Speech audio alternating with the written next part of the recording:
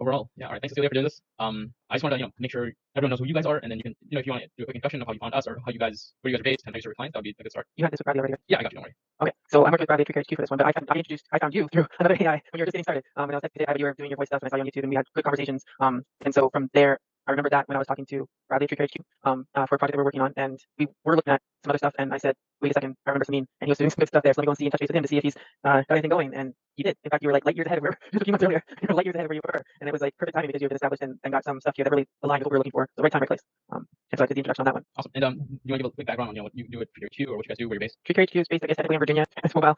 It's a directory project, but it's way more than that. It's being used as not only its own entity. It's also being used as almost a testing ground for extrapolating out to Bradley's network to be able to potentially resell in future the processes and processes and of being able to establish connection with contractors or any type of business and in an efficient manner and have them turn from cold into warm in a very advanced mode. Actually, now we're running AI with the voice. That's awesome. It's so awesome. Awesome. Yeah, I'm excited you work with you guys. And like the thing is, like when you guys started thinking about this kind of initiative in this AI, why was it like important for you guys to dedicate your energy towards it? So I keep missing the answer to answering your question. So I was brought into Bradley's team to handle the AI version, and I was tasked with chatbot AI, and I was using another product for that, and I got that one going. But AI has been moving so fast, leaps and bounds like crazy, and we saw the voice, and I was like, if we're going to be in this position of adding AI to the system, I think voice would be the next level up because text-based AI is like almost old news. It's definitely valid. There's tons of businesses that don't know about it yet, but it's not cutting edge as much as the combination of voice and text. So my thought process was putting those two together would make it like not old news very quickly. It's gonna be a long time before anybody can like catch up on that kind of hybrid combination and that approach for multiple industries. So that's where what you guys have a capability with voice, text, automations, the whole kit and caboodle kind of was like, again, right place, right time. I can see it being amazing for so many different business types. And that's what we're in a business to do. It's not just for what we have with Trigger HQ because we have that exposure to having to deal with electricians, plumbers, medical services, appointment setters. Like it's just like to run the gamut of industries. So yeah, your system is going to be excellent for that. Thank you. So how long did you guys actually take? Did it take you guys to take action towards doing this? Doing voice or doing just using us and then maybe just AI and this stuff in general. So the text-based AI we've been working on for a few months now, and then just because the project wasn't ready for that yet, it couldn't be technically implemented into the field. And then we got to the point where okay, now it's time for like going into the field with it. And then it was right at the time that voice was starting to like make noise and stuff like that. And then it was like, I remember something. Let's bring in voice before we go into the field with text. So we have to go and rechange to voice. Let's just pause for a second, add in voice, and then go to market. And you guys, it's been super fast now. It's been what, less than 4 weeks, I think. We've been like going at this. So fast. Oh yeah, and so prior to this, doing this like the voice AI stuff, right? Like, did you guys have any like doubts or like self talks or fears that were coming to your mind? Say that again. Sorry. Oh, like prior to like taking on the voice AI initiative and everything, did you guys have like self talk or any doubts or fears that came to your mind? Yes. So similarly with text-based AI, it's the same thing. So I've had like besides HQ, I've actually had experience with implementing text-based AI, and there's a lot of pushback from businesses where they are unsure of their voice being carried over into conversations and or something being said that they don't want said, and so having to have that guardrail situation carries over to the concept of voice. But the training aspect that we're talking about, the prompting that we're talking about, and that stuff, we kind of are applying that process to the voice to make sure that we can adjust those potential objections. We're always going to run into people that with text-based AI, they've been seeing it in some major industries, like they know it. So like for consumers kind of thing. So they can get turned off by text AI. But we think that with the voice AI, that it will like the tone of voice of the voice that's being used and stuff like that, it's hard to tell it's AI. So unless we actually say it's AI, I think we'll be able to get past that potential hurdle that we do have to deal with in text. We can get past it in voice. Oh yeah, for sure. And then that was one of the biggest things I think Bradley and everyone really liked. So was that like, or I guess maybe rephrase, what was it kind of like attracted you guys to use our product and services above everything else that exists? You're implementing well the done for you aspect comes up on that one. The ability to work with you guys on that. The way you guys are willing to make it super custom to what we're trying to do. So it's fitting, not trying to fit a square peg into a round hole kind of thing. Like you're very flexible. So that kind of that definitely pulled the trigger on that one. I was finding that there's a lot of people that were more about in the box solutions as opposed to trying to make them just you have to like mold yourself around it instead of making it mold itself to you. And AI should be able to mold itself to you in your use cases, not trying to mold yourself to what AI can do. So the way you guys are presented that way was definitely a trigger pull for sure. For sure. And then your demo and stuff like that, talking to the demos, the voice was really good on that one. It made sense because it got over most of the hurdles because we know how to break AI. So it got over most of the hurdles on those ones. So I was just like, yeah, you guys knew what you were doing. So that was another reason to make that decision on that. Thank you. And did you guys have anything unexpected come up as you kind of like started to use our services? Unexpected. The unexpected was how good it's been to work with your team, right? It's been like I love working with Ishmael. He's been really good in terms of not saying no, right? And I know that like not like we can't do this, like I haven't done anything, and we've like it's happened. Like I'm working with, as you know, 2 others on this one. I'm supposed to be lead. I get my guidance of what their goal is. That I got and implemented my side working with Ishmael. Like we've been collabing on that one. It's been great. And then I got and presented the solution, and then all of a sudden the goal has been changed. And it's like, oh damn, you guys. And we're like, I'm so sorry, something's changed here, and we had to go modify and stuff like that. But you guys haven't been upset about it or anything like that. It's been okay, like just going jumping to like how we make this happen. And so that's been unexpected. I've been expecting barriers or no, we can't do that, or no, it's gonna be this extra, or no, it's not included, stuff like that. And you guys haven't been doing that at all.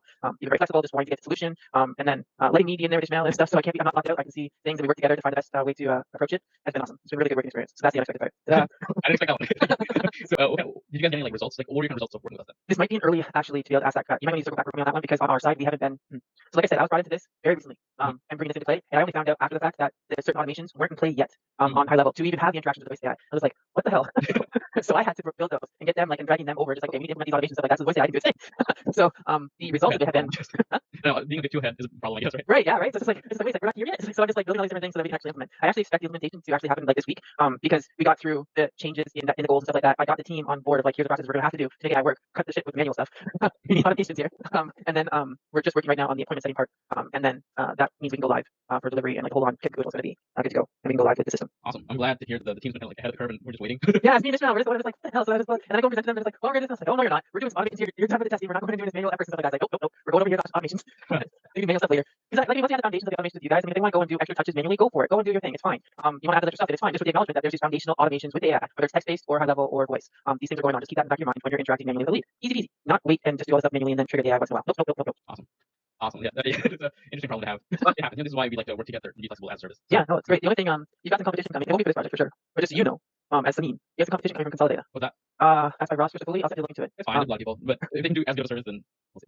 It's different. I mean, yours is a done-for-you solution. This one is more of a DIY solution, so it's different in that sense. But they're creating some certain things where it's like it can roll out on a simplified prompt basis. So it's what it is. It's different audiences maybe. The ones that do want to do DIY don't want to do creative. So yeah, I guess. I mean, it's different. It's totally fine. So okay, let's jump back into it. Sorry. So you guys had your problems. I just wanted a quick overview, how it was addressed. How did you working with us? Yeah. That's fine. I've been working with. Okay, so let me go and expand. So Ishmael's been great to work with. You guys have been great to work with. You've been keeping communication and keeping the regular touch points to make sure that everything's moving along smoothly. That there's no issues. We have the opportunity to get to connect with you guys if we have an issue, like it's open door kind of thing. Whether it's from the Slack channel or the weekly meetings. So progression. It doesn't feel like there's gonna be any ways for anything to fall through a gap kind of thing in terms of communication and progress. Like it's always gonna be moving forward as opposed to something that's gonna sit there and not be used. It's paid for and then we'll get around to it or whatever like that, or it gets dragged out, stuff like that. It's almost forcing the usage, forcing progress to be happening and continuing. And I think for a lot of things that their businesses or services that you engage with, that's missing. And so it ends up taking 3 months to accomplish a project instead of backtracking and getting it done and live and stuff like that, which you guys have set things up for that to happen. All right, thank you. Yeah, last 2 questions I guess I just have is if you were to jump into a time machine, zip back, right, and you talk your past self before starting to work with us, what would you tell yourself? In terms of being prepared for working with you guys? I guess so. Or any way you would want to phrase it. Because I think you guys have the skill sets, the knowledge, and the understanding that if it was very clearly laid out and ready to tap into, then the time frame for implementation would have been faster. I mean, it's not slow, but it's been held up by our end, not being completely laid out properly. So yeah, with technology, right? Yeah, but you don't know needs and stuff like that. But there are certain things that I would have been more aware of in terms of the process is trying to put 2 and 2 together. So that was a call down on my part to not be aware of all the where everything stood to be able to match it up. But we're moving fast anyway, so we've kind of surpassed that and moving forward. It'll be pretty cool. Awesome, thank you. And the last thing is let's say if you were to recommend us to another company, or if you have someone that you know that, what would you tell them? Tell them to make sure that they have a use case defined and a target audience for it. They think that's going to jump up and down and be ready for it, and then go nuts. Go ahead, market, go and do your thing, get the sales and stuff like that, because you guys are going to knock it out of the park for them. It's going to be a slam dunk. Thank you. Actually, do you guys have anyone else that you can introduce us to? I just realized I haven't asked that. Let me think. Bradley would be the better one to do it, but because his network is definitely more elevated than mine is. But let me think on that one a little bit longer. I'll ask Bradley too. Awesome. All right, but yeah, that's pretty much all I had, Cecilia. I really want to thank you. I appreciate taking your time and then just giving us these words of encouragement. Really helps me and the team keep going. Yeah, of course. Yeah, and then I have to talk to Bradley and everyone. But thanks a lot. Yeah, no problem. And Ishmael's been great. Yeah. I enjoy working with him.